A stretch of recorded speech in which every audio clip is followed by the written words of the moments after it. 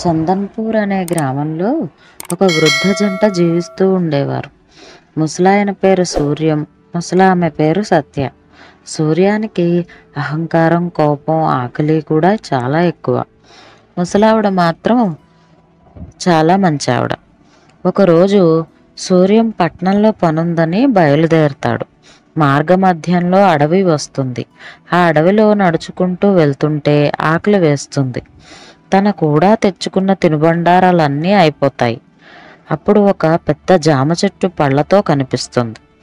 ఆ చెట్టు దగ్గరికి వెళ్ళి, అబ్బా, చెట్టు నిండా మంచి పళ్ళు నిగనగలాడుతూ బాగున్నాయి, కోసుకొని తింటాను అనుకుని చెట్టెక్కి కోసుకొని కింద కూర్చొని తింటుంటాడు.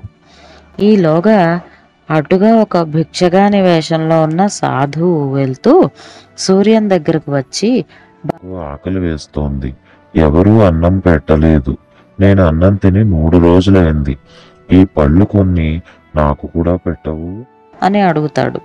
దానికి సూర్యం, లేదు, నేను చాలా కష్టపడి చెట్టెక్కి కోసుకున్న పళ్ళు ఇవి, కావాలంటే నువ్వు కోసుకో, అంతేగాని నన్ను మాత్రం అడగకు అంటాడు. అప్పుడు ఆ సాధువు కోపంగా, వెళ్ళు, నీకిదే నా శాపం, ఇక నుండి నువ్వేం తిన్నా నీ ఆకలి తీరదు, నీ నోటికి ఏదీ రుచిగా కూడా అనిపించదు, ఇదే నా శాపం అని అంటాడు. ఆ సాధువు మాటలు ఏవి ఆ ముసలి తాత పైన ప్రభావం చూపలేదు సరికదా. పండ్లు తింటూనే ఉన్నాడు. ఇంటికి వచ్చిన తర్వాత అదృష్టవశాత్తు జామ చెట్టు కనబడింది. వాటిని తింటుంటే రుచిగా అనిపించాయి అని సత్యకి చెబుతూ, నాకు చాలా ఆకలిగా ఉంది, నా కోసం ఏదైనా వండి తెచ్చిపెట్టు అంటాడు. దానికి సత్య, సరే సరే, ఇప్పుడే తీసుకొస్తాను అని వంటగదిలోకి వెళ్తుంది. తర్వాత సత్య పెద్ద కంచంలో కిచిడి వండి తీసుకొస్తుంది. కిచిడి అంతా తిన్నాక సూర్యం, అయ్యో, ఇదేమిటి, నా నోరంతా చేదుగా అయిపోయింది, ఈ ఆహారం నా నోటికి అస్సలు రుచిగా అనిపించడం లేదు అని అంటాడు. ముసలావిడ ఇలా అంటుంది, ఏం చెప్తున్నారు? మీకు ఇవాళ ఏమైంది? ఇలా మాట్లాడుతున్నారు? కిచిడి అంటే మీకు ఎంతో ఇష్టం కదా అని అంటుంది. దానికి సూర్యం, ఏమో, నువ్వు చేసిన కిచిడి రుచే లేదు, నాకు ఆకలి తీరలేదు, ఇలాగే ఉంటే నేను చచ్చిపోతానేమో అని అనుకుంటాడు. ఏదో ఒకటి చెయ్యాలి అని ఆలోచిస్తూ మరో ఇంటిలోకి చూస్తూ, ఆహా, ఎంత మంచి వాసన, ఇది తింటే నా ఆకలి తీరుతుంది అని ఆ ఇంట్లోకి వెళ్ళి ఆ ఇంటావిడ చూడకుండా ఆవిడ చేసిన సమోసాలు అన్నీ తినేస్తాడు. అయినా ఆకలి తీరదు. ఏంటో, ఏం తిన్నా, ఎంత తిన్నా, ఎన్ని తిన్నా ఆకలి తీరడం లేదు అని అనుకుంటూ ఉండగా ఆ ఇంటావిడ బయటకొచ్చి, ఇక్కడ సమోసాలు పెట్టాను, ఏమైపోయాయి అని అనుకుంటుండగా ఆవిడ చూడకుండా ఇంకో ఇంటికి వెళ్తాడు. అక్కడ ఆమె ఖీర్ కాచుకుంటుంది. దానికి తాత, ఆహా, ఎంత కమ్మని వాసన, ఎలా అయినా తినాలి అనుకుంటాడు. ఆమె అక్కడే ఉంటే తినలేడు కదా, అందుకని పిల్లిలా అరుస్తాడు. అప్పుడు ఆ ఇంటావిడ పిల్లిని కొట్టడానికి వెళ్తుంది. అప్పుడు తాత ఈవిడ రాకుండానే ఆ ఖీర్ తినేయాలి అనుకుంటాడు. అని తినేసి పారిపోతాడు కూడా. అప్పుడు ఆ స్త్రీ లోపలికి వచ్చి, అయ్యో, పొయ్యి మీద ఖీర్ పెట్టాను, ఏమైంది అని వెతుకుతూ ఉంటుంది. ఇలా తెల్లవారుతుంది. నీళ్లు తేవడానికి అడవికి వెళ్తుంది మన సత్య. అక్కడ బాధపడుతున్న సాధువుని చూస్తుంది. అతనిని చేరి ఏమైంది అని అడుగుతుంది. దానికి ఆ సాధువు అతని ఆకలి బాధను చెబుతాడు.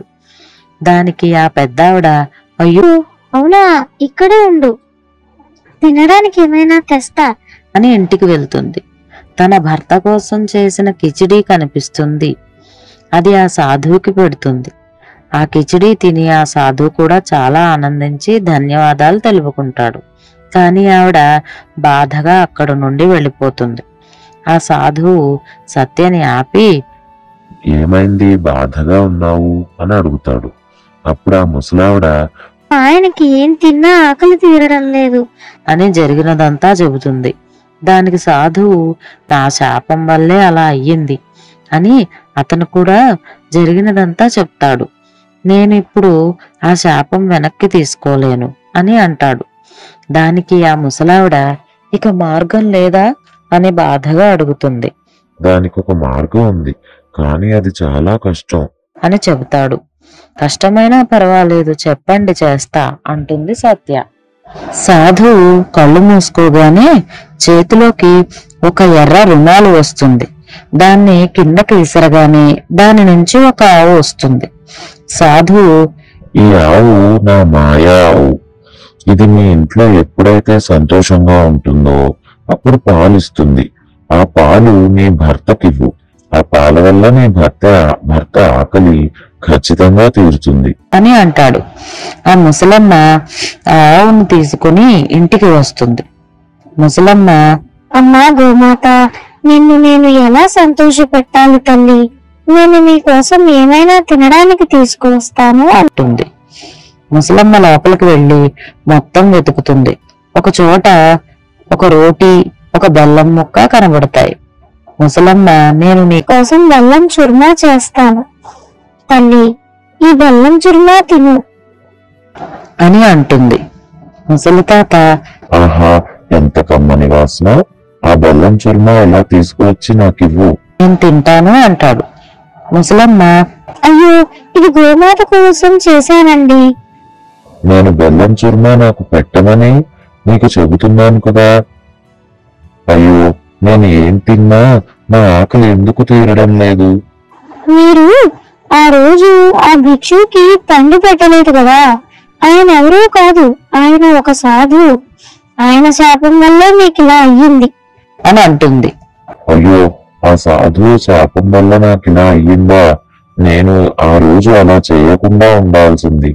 ఆయనకి ఒక్క పండైనా పెట్టి ఉండాల్సింది.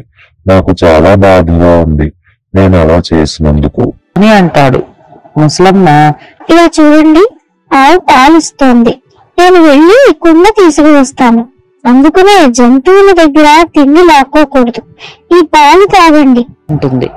ముసలి తాత, ఆహా, అద్భుతం! ఎంత ఆహారం తిన్నా తీరమైన ఆకలి ఈ పాలు తాగడం వల్ల తీరిపోయింది. అరే, ఆవు మాయం అయిపోయిందే అని అంటాడు. ముసలమ్మ, సాధువు కరుణించి మనకు ఈ ఆవును ఇవ్వకపోయి ఉంటే మీ ఆకలి తీరేదే కాదు అని అంటుంది. ముసలి తాత, నీలాంటి భార్య దొరకడం నా అదృష్టం. నేను ఏ జన్మలో చేసుకున్న పుణ్యం వల్ల నువ్వు నాకు భార్యగా దొరికావు అని అంటాడు. మళ్ళీ ఆ ముసలి తాత ముసలమ్మ సంతోషంగా జీవించడం ప్రారంభించారు.